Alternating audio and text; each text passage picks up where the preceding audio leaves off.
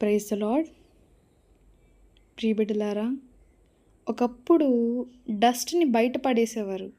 దేవుని జ్ఞానాన్ని పొందుకున్న మనుష్యుడు ఈరోజు ఏం చేస్తున్నాడంటే అదే డస్ట్ నుండి ఎలక్ట్రిక్ పవర్ని పుట్టిస్తున్నాడు.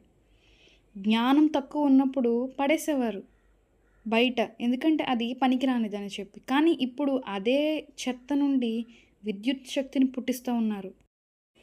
గమనించండి, జ్ఞానాన్ని పొందుకున్న మనుష్యుడే ఒక చెత్త నుండి పవర్ని పుట్టిస్తున్నాడు. మనుష్యునికి ఆ జ్ఞానం ఇచ్చినది జ్ఞాన సంపన్నుడైన దేవుడు. చెత్త అనుకుని ప్రక్కన పెట్టేసిన నీ బ్రతుకును ఒక శక్తివంతమైన బ్రతుకుగా నా దేవుడు మార్చునుగాక. నీ బ్రతుకు నిరర్థకమైన, నీ బ్రతుకు బద్దలైపోయిన, నా జీవితంలో నేను బాగుపడను, నా స్థితి బాగుపడదు, నా ఆరోగ్యం మెరుగుపడదని అనుకుంటున్నావేమో.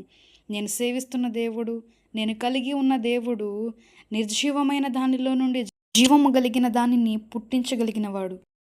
విశ్వసించు, నా దేవుడు నీ జీవితాన్ని ఫలభరితముగా మార్చబోతున్నాడు. ఆమేన్.